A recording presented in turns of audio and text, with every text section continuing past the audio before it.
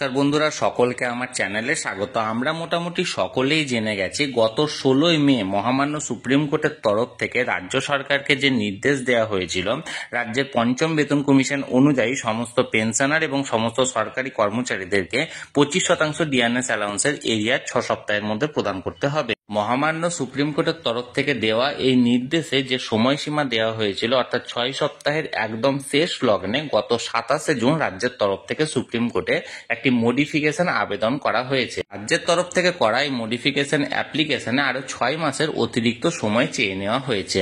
এখন এই মুহূর্তে সুপ্রিম কোর্ট থেকে এই 25% ডিএনএস অ্যালাউন্সের এরিয়া সংক্রান্ত একটি অত্যন্ত গুরুত্বপূর্ণ খবর সামনে এসেছে। কি সেই খবরে কি বলা হয়েছে, সকল কিছু আজকের ভিডিওতে বিস্তারিতভাবে আলোচনা করব। ভিডিওটি 25% ডিএনএস অ্যালাউন্সের এরিয়া সংক্রান্ত অত্যন্ত গুরুত্বপূর্ণ, তাই প্রথম থেকে শেষ পর্যন্ত অবশ্যই ধৈর্য সহকারে দেখবেন এবং ভালো লেগে থাকলে অবশ্যই একটি লাইক করবেন এবং সকলের সঙ্গে শেয়ার করবেন। আর সেই সাথে এই চ্যানেলে যদি প্রথমবার হয়ে থাকেন এই রকমের ইনফরমেটিভ ভিডিও আরো দেখার জন্য যারা এখনো পর্যন্ত এই চ্যানেলটিকে সাবস্ক্রাইব করেননি তারা অবশ্যই চ্যানেলটিকে সাবস্ক্রাইব করে নিতে ভুলবেন না। তাহলে চলুন আমরা বিস্তারিত জেনে নিই।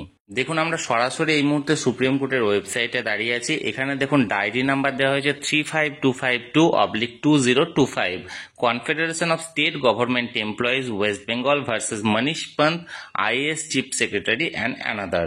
এখানে দেখুন কেস ডিটেলসে কি দেওয়া হয়েছে। ডায়েরি নাম্বারে বলা হচ্ছে 35252/2025, ফাইলড অন, কবে ফাইল করা হয়েছে, গতকালকে অর্থাৎ 2রা জুলাই 2025 বিকেল 4:30টার সময়।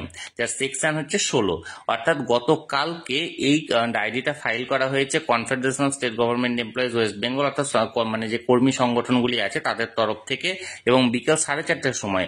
বিষয়টা দেখুন, কেস নাম্বার হচ্ছে কন্টেম্পট পিটিশন নাম্বার, অর্থাৎ এইটা যে রাজ্যকে যে 6 সপ্তাহের সময় দেওয়া হয়েছিল 25% ডিএনএস অ্যালাউন্সের পেমেন্ট সংক্রান্ত, কিন্তু নির্দিষ্ট সময়ের মধ্যে রাজ্যের তরফ থেকে এই 25% ডিএনএস অ্যালাউন্সের এরিয়াটি পেমেন্ট করা হয়নি এবং তাই আদালত অবমাননা অর্থাৎ কন্টেম্পটের একটা মামলা করা হয়েছে।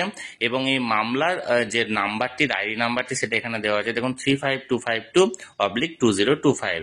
এখন দেখার বিষয়, এখন এই মুহূর্তে সুপ্রিম কোর্টে গ্রীষ্মাবকাশ চলছে। গ্রীষ্মাবকাশ খোলার পর কোন মামলায় কি রায় দেয় সুপ্রিম কোর্টের তরফ থেকে, সেটা এখন দেখার বিষয়। আমি সবসময় চোখ রেখেছি, যে কোনো আপডেট আসা মাত্রই তৎক্ষণাৎ সেটা আপনাদেরকে ভিডিওর মাধ্যমে জানিয়ে দেওয়া হবে। তাই যারা এখনো পর্যন্ত চ্যানেলটির সঙ্গে যুক্ত নেই অবশ্যই চ্যানেলটিকে সাবস্ক্রাইব করে চ্যানেলটির সঙ্গে যুক্ত হয়ে যান। আর এই ভিডিওটি ভালো লেগে থাকলে অবশ্যই একটি লাইক করুন এবং সকলের সঙ্গে শেয়ার করুন। আর সেই সাথে অবশ্যই চ্যানেলটিকে সাবস্ক্রাইব করে রাখুন। ধন্যবাদ, দেখা হচ্ছে পরের ভিডিওতে।